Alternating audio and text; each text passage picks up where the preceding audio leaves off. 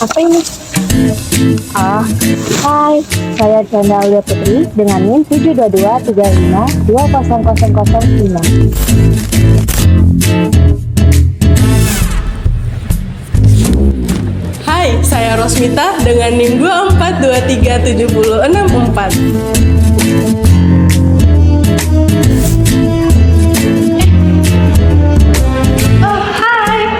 Nama saya Farida Hanum dengan NIM 72225200006.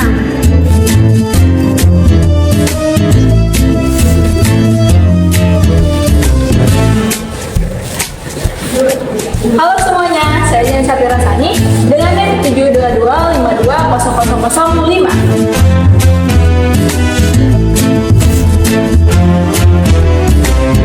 Hai, saya Vita Notiana Kristina di 2421637.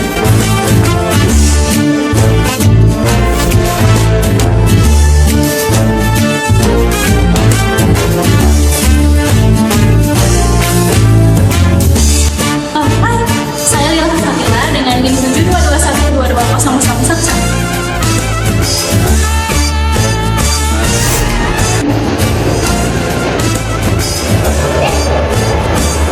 Hai, saya Putri Jurega dengan NIM 7212211.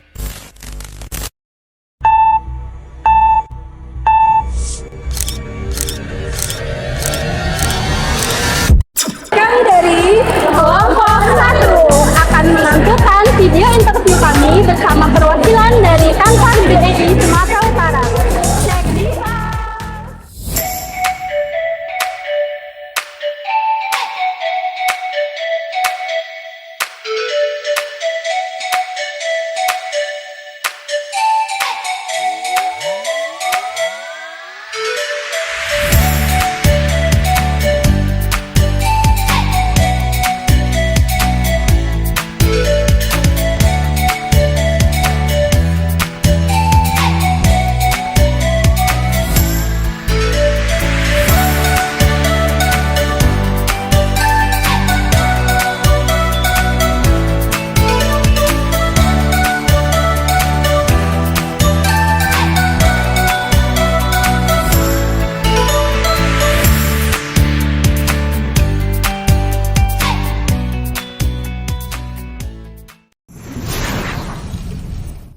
Terima kasih yang kalian.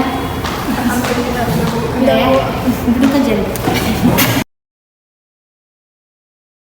Kami ini dari Universitas Negeri Medan, di mana kami berada di jurusan akuntansi. Nah, tujuan kami di sini itu untuk mendalami yang namanya investasi pasar modal dari kantor perwakilan BEI Sumatera Utara ini, Bu. Nah, pertama-tama, jikalau Ibu bersedia bisa memperkenalkan diri. Oh ya, nama saya Eni. Saya perwakilan dari Bursa Efek Indonesia, staf di Bursa Efek Indonesia Sumatera Utara. Nah, jadi di sini mengenai profil perusahaan, Bu. Jadi kan kami sudah melakukan penelitian kan, Bu, terkait media sosial yaitu Instagram. Dan kami menemui kalau kantor ini fokus kepada yang namanya edukasi kan, Bu. Iya. Nah, jadi dalam profil perusahaan ini bagaimana sih, Bu, dalam memperkenalkan program investasi yang ada sehingga masyarakat itu tidak buta terhadap investasi dan manfaatnya terkait media sosial dan juga seperti webinar yang diadakan kan, Bu. Itu sejauh mana sih cangkupannya? Jadi kalau kita kan fungsinya di Bursa Efek Sumatera Utara ya. Kalau secara keseluruhan Bursa Efek itu punya peran. Jadi mungkin saya ambil dulu nih cakupannya. Bursa Efek itu sebagai fasilitator perdagangan efek.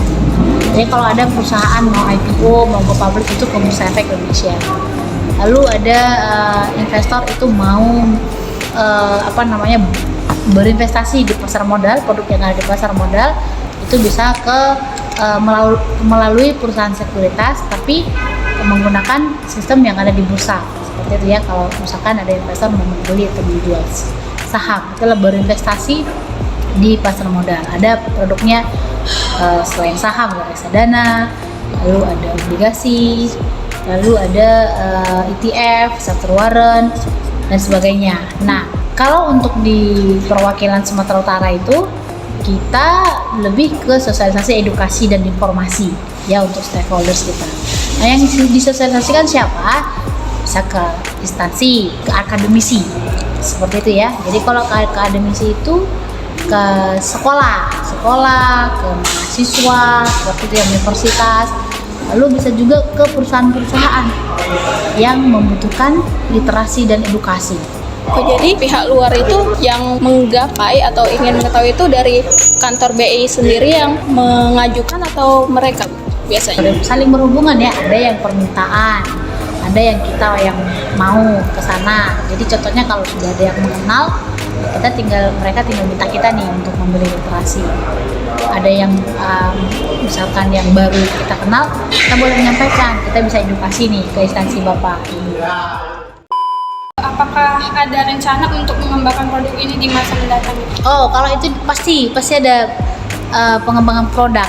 Oke, itu nanti ada divisi berbeda lagi di Jakarta, jadi di pusat mereka. Jadi kan Bu, produk-produk tersebut tuh apa tersedia untuk investor retail atau hanya untuk investor institusional? Oke, di pasar modal itu kan yang melakukan transaksi kan investor ke investor.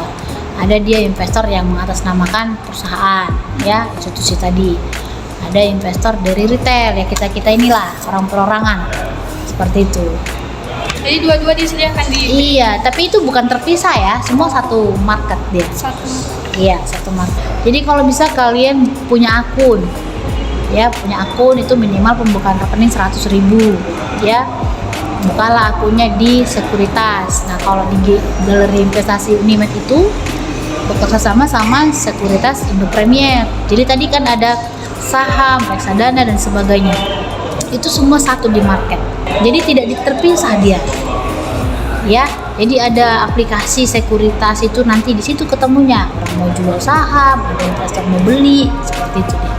Oke, next question. Lalu Bu, apakah ada batasan minimum atau maksimum untuk berinvestasi dalam produk-produk tadi? Oke, kalau dia reksadana 100.000, saham juga 100.000, obligasi itu kan ada dua nih penerbitnya. Ada apa nih, obligasi diterbitkan oleh pemerintah, diterbitkan oleh perusahaan. Iya benar. Kalau pemerintah itu minimal ada pembelian 1 juta.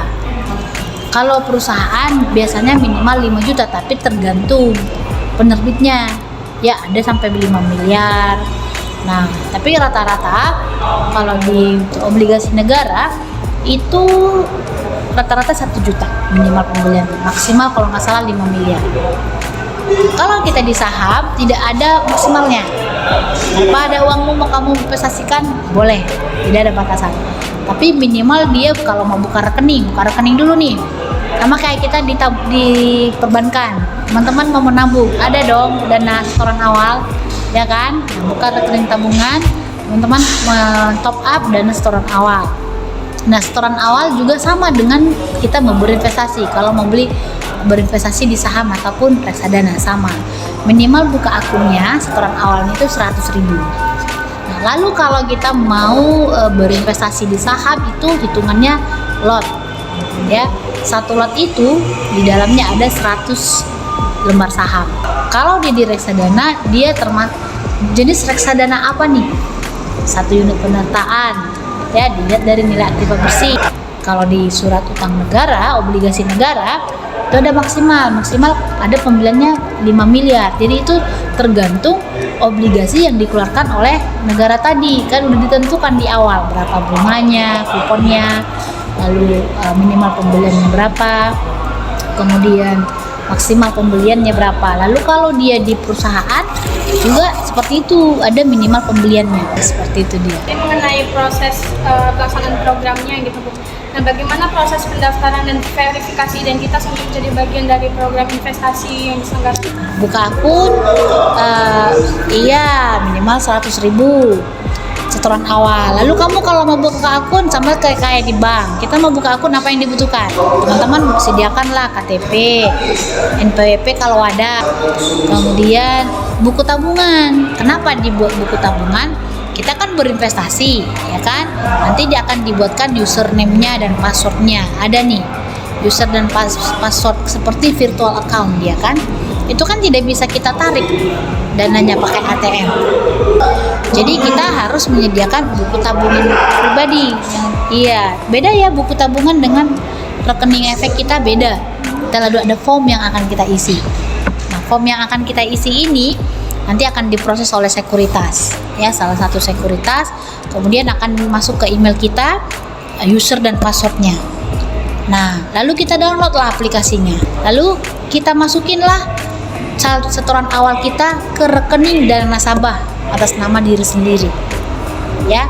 Nah, sesudah kita masukin, lalu kita pakailah dana itu untuk bertransaksi, beli saham apa atau mau beli reksadana apa. Di market itu harganya bervariasi. Harga sahamnya bervariasi. Kalau di saham, harga reksadananya bervariasi kecuali dia di obligasi. Obligasi tadi kan contoh yang sekarang pemerintah baru mengeluarkan ST berapa nih? Coba yang terbaru. ST012. Iya, ST012. Nah, ini bentuknya syariah. Jadi ada dia yang konvensional, ada yang syariah. Jadi sukuk retail. Seperti itu dia yang dikeluarkan oleh pemerintah. Yang dikeluarkan oleh korporasi juga ada seperti itu. Ada obligasi syariahnya juga, tergantung jenis obligasi yang diterbitkan oleh perusahaannya. Kalau di ST12 itu berapa tuh? 1 juta sampai ke 10 miliar. Tergantung ketentuan. Ada yang 5 miliar. Itu maksimal ya, boleh 5 miliar. Nggak boleh, tapi kalau di saham kita nggak boleh 5 miliar maksimal, nggak ada seperti itu. Mau 1 triliun pun kamu punya dana, boleh. Gitu dia ya. Jadi paham ya, Dek? Resikonya ada setiap jenis investasi tadi. Jadi investasi itu semua punya resiko. Ada resikonya. Kalau di saham, kalau harga sahamnya turun. Lalu kalau di reksadana juga, kalau nilai NAB-nya menurun. Keuntungannya apa di saham? Kalau harga sahamnya naik, lalu ada pembagian dividen. Dividen itu apa? Keuntungan yang dibagikan perusahaan kepada pemegang saham. Nah, lalu kalau di obligasi tadi, risikonya apa? Gagal bayar. Contoh kan kamu belilah ST12. Kamu beli ini 1 juta selama 2 tahun ya kalau nggak salah ya. ST-nya 12 untuk 2 tahun dan 4 tahun kalau nggak salah. Nanti coba dicek. Nah, kita ambillah yang tenor 2 tahun. Jadi selama 2 tahun ini bisa kita perjualbelikan. Ya. Tapi dalam waktu itu bisa dia berkurang nilai obligasi kita tadi. Contoh hari ini 1 juta. 2 bulan lagi bisa cuma 980 bisa. Tapi di jadwal dia jatuh tempo, contoh ini bulan Mei 2024, 2 tahun berarti Mei 2026. Di Mei jatuh tempo di 2026 Mei seluruh uang kita itu utuh kembali. Nah, itu dia obligasi. Jadi resikonya kecil. Tapi keuntungannya juga kecil. Jadi high risk, high return. Lalu kan ada kuponnya tuh. Bunganya berapa tadi? 6,40 ya? 6,40%. Nah, itu setiap bulan akan kita dapat. Masuklah ke rekeningnya. Nah, itu kalau obligasi. Kalau di saham, kamu jual dulu sahammu. Eksekusi dulu jual. Baru kamu kalau ada keuntung baru masuk ke portofolio. Lalu kamu mau tarik tunai, baru masuk ke tabungan. Gitu dia. Jadi Bu, bunga tadi itu akan kita dapatkan kok di obligasi, kalau kita pun nggak jual dapat juga gitu. Iya, setiap bulan akan dapat ke rekeningmu masuk. Iya. Jadi kok contohnya 6,4%, bagilah 12. Segitulah yang kita dapat dalam 1 bulan. Bunganya atau kuponnya itu kan diberikan per bulan. Itulah keuntungan kita. Kalau saham, kamu beli nih saham X, lalu kamu mau simpan lama sampai kamu menikah, ya nggak apa-apa. Nah, itu sampai kamu tua nanti nggak kamu jual-jual nggak apa-apa, nggak ada batasan. Itu saham akan tetap di situ, nggak akan kemana-mana dia. Nah, teman-teman masukin setoran. Kalau di saham kena biaya fee broker namanya. Iya, fee broker. Jadi ada fee broker, lalu ada PPN kalau teman-teman beli, ya. Kalau teman-teman jual saham ya, ini saham dulu. Ada free broker, ada PPN plus PPH. Tahu ya PPH ya? Itu kalau jual. Kalau di obligasi dia nggak ada fee. karena itu kan obligasi negara. Contoh negara mengeluarkan obligasi, nanti negara akan menunjuk siapa distribusi agen penjualnya. Nah, iya brokernya. Contoh kamu berempat jadi brokernya. Lalu yang SC12 ini saya nggak bisa beli ke kamu, walaupun kamu sama-sama perbankan atau sama-sama sekuritas, nggak bisa saya beli ke kamu karena kamu bukan mitranya, kamu nggak agen penjual. Saya hanya bisa beli di sini atau di sini atau di sini atau di sini, itu salah satunya untuk sebagai agen penjual distribusi. Bagaimana Bu sistem monitoring dan pelaporan investasi yang diterapkan untuk memastikan transparansi dan keamanan bagi investor? Oh ya, jadi sistem monitoring itu kan semua portofolio investor itu ada di KSCI, Custodian Central Efek Indonesia. Ya, nah portofolio itu akan diberikan, ada nampak akan kelihatan nih di di portofolio KSCI. Seperti teman-teman punya nih si Orange, tahu ya maksud saya ya, kamu punya dana di dalam, ada kan kita yang buat Shopee Pay Later apa gitu ya, atau janganlah itu terlalu agak mengambang. Grab deh, Grab, kamu bayar pakai OVO, ya kan kelihatan uangmu di dalam berapa, ya kan. Nah ini juga seperti itu, nanti ada portofolionya di KSCI, kelihatan uang kita berapa, saham kita apa saja, lagi untung apa lagi rugi. Nah itu yang akses itu si investornya langsung, seperti itu transparansinya. Jadi tadi waktu di awal kita membuka rekening, ya kan, kita buka rekening, lalu teman-teman user dan passwordnya hanya teman-teman yang tahu, nah kita sendiri, kecuali kamu mau memberi ke orang lain, sebenarnya nggak boleh. Kenapa? Nanti akunmu ditransaksikannya, ya, walaupun pacarmu siapapun nggak boleh sebenarnya, itu menjadi confidential, seperti itu. Oke? Selanjutnya Bu, apakah terdapat mekanisme atau prosedur yang ditetapkan untuk menangani perubahan kondisi pasar atau perubahan kebijakan investasi? Ada mekanismenya, kalau kebijakan investasi atau kebijakan peraturan kali ya. Jadi kalau Bursa Efek itu kan kita ada regulator. Pasar modal itu punya 3 regulator. Ada Bursa Efek Indonesia, ada Clearing Penjamin Efek Indonesia, ada Custodian Central Efek Indonesia. Jadi yang regulator 3 ini punya fungsi masing-masing dan saling bersinergi, saling berhubungan. Oke? Nah, tadi ada apa yang ditanya? Mekanisme ya, peraturannya ya. SRO ini diawasi oleh OJK. Setiap kebijakan yang diberikan Bursa Efek, kami lah misalkan Bursa Efek, disetujui dulu, dikasih dulu ke OJK. Kebijakan investasi, contoh perdagangan jam berapa sampai ke jam berapa, ya fraksi harga dan sebagainya.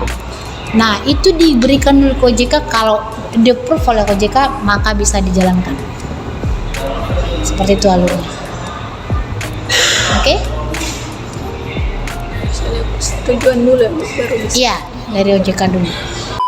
Misalkan ini kita berbicara tentang uang, pasti ada resikonya kan ya, Bu? Resikonya tinggi sekali.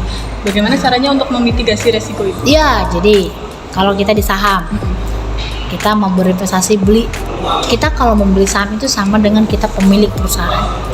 Jadi kalau teman-teman mau berinvestasi di saham, ada 925 perusahaan yang terdaftar di Bursa Efek Indonesia yang sahamnya bisa kita investasikan, kita beli. Harus dilakukan analisa dulu. Ada namanya product knowledge. Ya, tahu ya kalau di manajemen pemasaran ada 4P ya, product, place, apa itu kalau kita membuat usaha. Lalu kalau kita mau berinvestasi tetap dipahami dulu produknya. Oke, memitigasi resiko. Supaya apa itu memitigasi resiko? Memperkecil resiko yang kita alami. Kalau bisa nggak usah ada resikonya, jangan ada resikonya. Lalu kita harus membuat dulu, tahu dulu produknya, baru kita beli.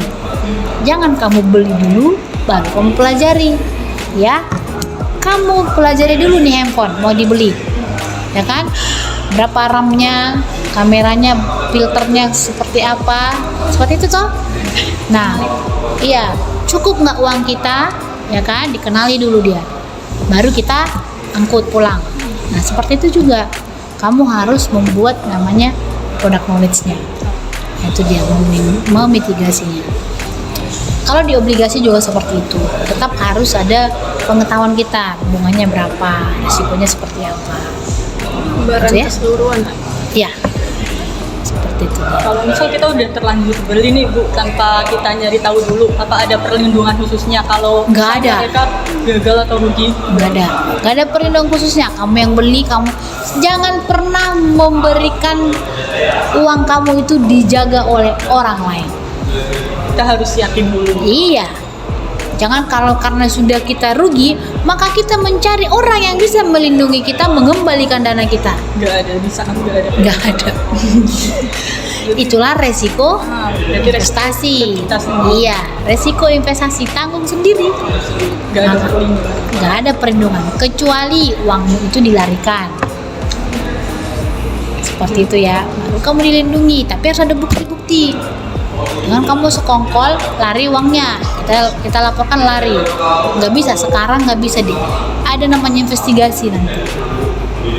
Udah susah lah seperti itu. Nggak bisa ya. Oke? Ya, selanjutnya yang terakhir dari saya, bagaimana Bursa Efek Indonesia Perwakilan Sumatera ini mengukur atau mengevaluasi keberhasilan mereka? Ya, dari jumlah investor yang bertambah, ya kan? Kan kita tujuannya ngapain tadi?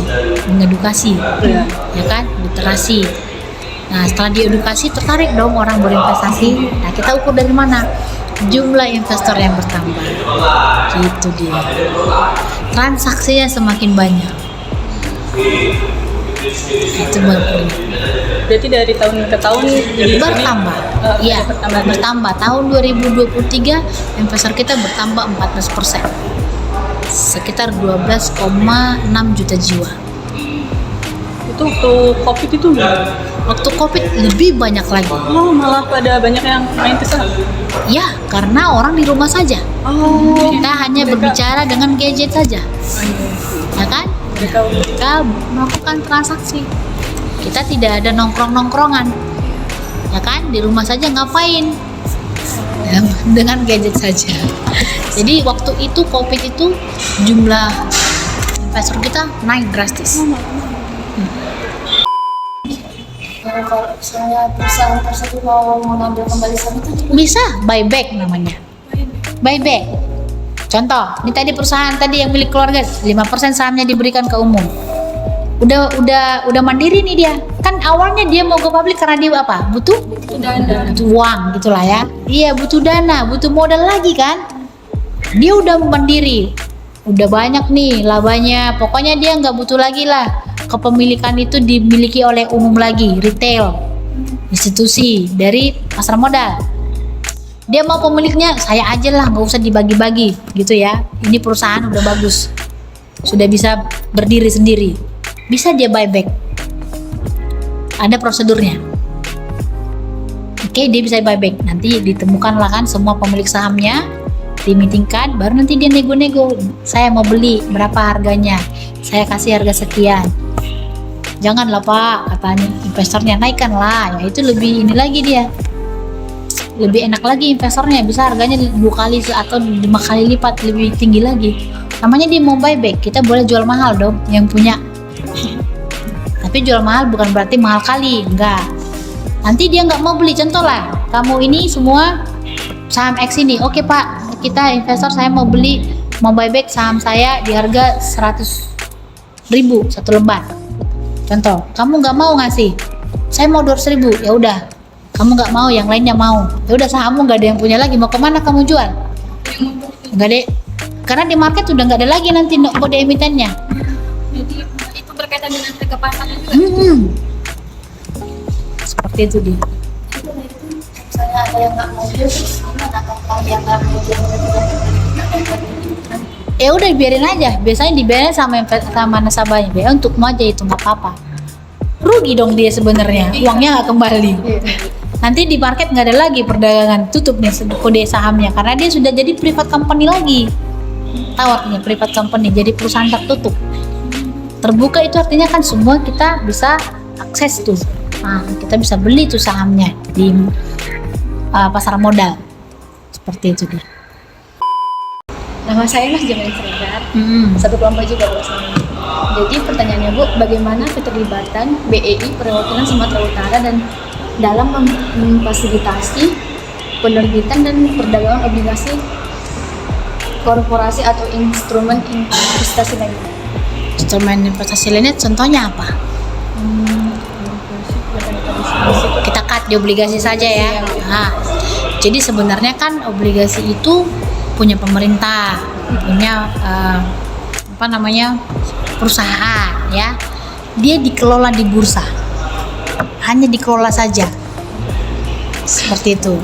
Tapi yang menjadi distributor agen penjualnya itu tidak punya hak di bursa. Yang ada itu untuk negara nanti, kan itu ada fee-nya nanti kan? Iya, itu ada fee-nya dengan agen penjualnya.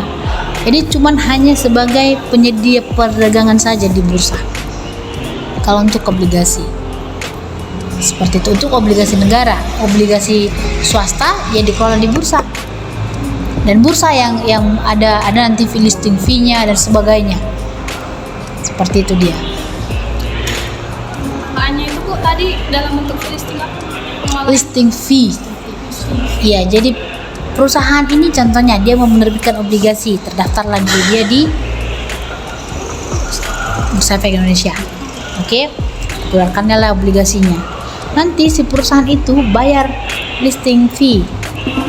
Sebagai perusahaan tercatat itu bayar fee ke bursa. Namanya dia tercatat melalui bursa kan, supaya investor bisa membeli saham atau obligasi dia lah dari perusahaan itu. Nah, dia bayar ke bursa. Itu dia pengelolaannya. Kalau negara saya kurang paham apakah negara bayar, tapi dia dikelola di bursa. Jadi kalau di bursa tadi kan saya bilang ada yang IPO, go public, ya kan, baru perusahaannya bisa kita beli, ya. Contoh perusahaan ini dia butuh modal, ya, butuh modal. Mungkin investornya bisa injek dana, mungkin dia mau bangun pabrik atau buat cabang, ya banyaklah kebutuhan, namanya butuh modal, ya. Lalu investor ini tidak punya dana lagi tuh ownernya untuk top up dananya, ya, menambah lagi modalnya. Atau kalau pinjam ke bank mungkin bunganya lebih besar. Diputuskanlah melantai di bursa, IPO lah dia di Bursa Efek Indonesia. Seperti itu dia prosedurnya. Bukan bursa yang memodali, hanya menjembatani supaya perusahaan yang butuh dana investasi atau dana modalnya ketemu dengan investor yang mau berinvestasi di pasar modal. Ketemulah dia di sini di Bursa Efek. Oke, paham? Jadi perusahaan ini butuh modal, go public lah dia. Dulu perusahaan ini punya seseorang, ya namanya perusahaan pasti ada yang punya dong. Apakah itu keluarga, milik perorangan, ya. 100% dia mungkin dulu sahamnya punya perorangan atau dibagi-bagilah keluarga nenek buyut gitulah ya, dibagi-bagi. Lalu setelah itu dia butuh dana, dijualnya lah sahamnya ini mungkin berapa persen, 5%, 10%, karena dia butuh dana contoh 4 miliar, butuh dana 4 miliar, dijual lah berapa persen sahamnya. Ke siapa? Ke investor retail, ke institusi tadi gitu, melalui pasar modal Bursa Efek Indonesia. Jadi bukan bursa yang memodali, paham ya? Get it? Jadi yang memberikan modal siapa? Yes, investor. Nah, investor tadi dibelilah sahamnya, uangnya dikasih ke perusahaan tadi, dikelola oleh perusahaan ini.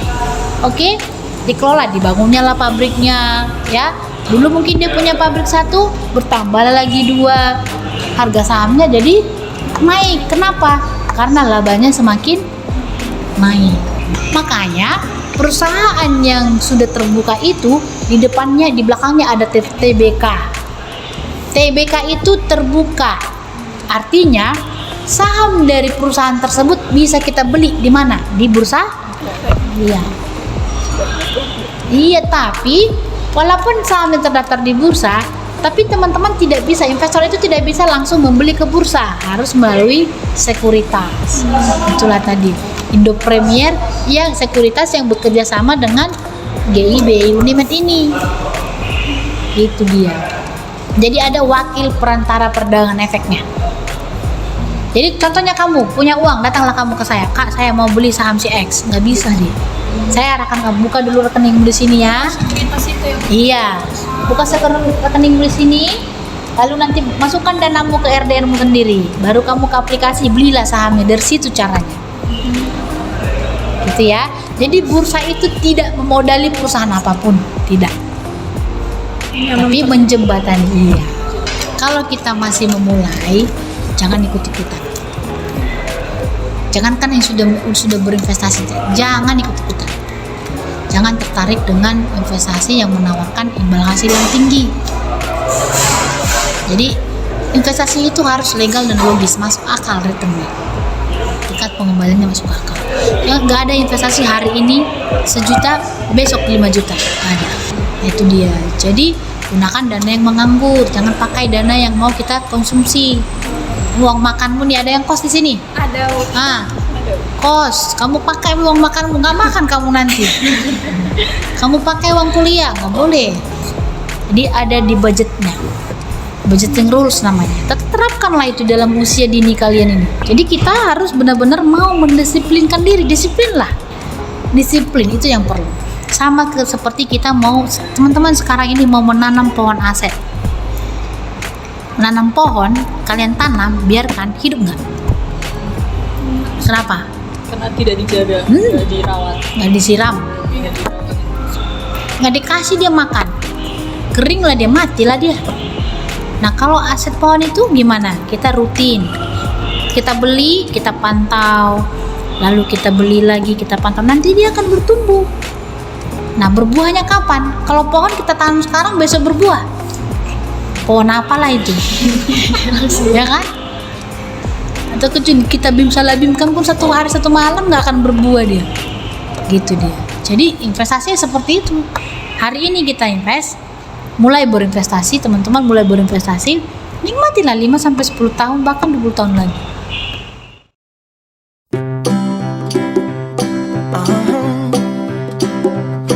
If you ever find yourself stuck in the middle of the sea, I'll sail the world to find you. If you ever find yourself lost in the dark and you can't see, I'll be the light to guide you. Find out what we're made of when we are called to help our friends in need. You can count on me like 1, 2, 3, I'll be there.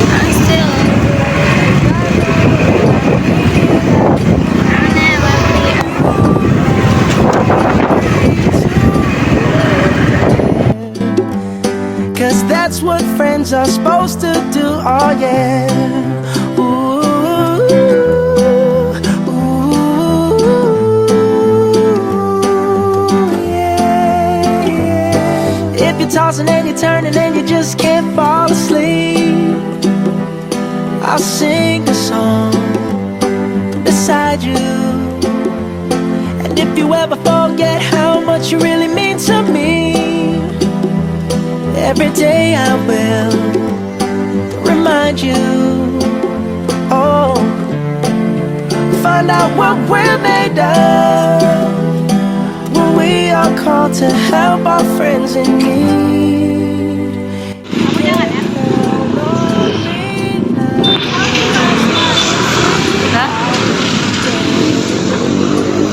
And I know when I need it, I can count on you. 4, 3, 2, and you'll be there. Cause that's what friends are supposed to do, oh yeah. Ooh, ooh,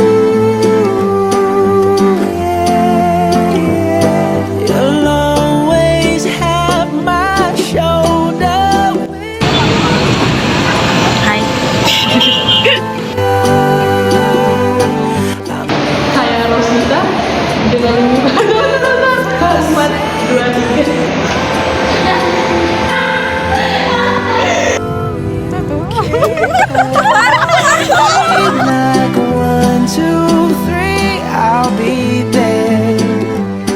And I know when I need it, I can count on you. Like 4, 3, 2, and you'll be there. 'Cause that's what friends are supposed to do, oh yeah.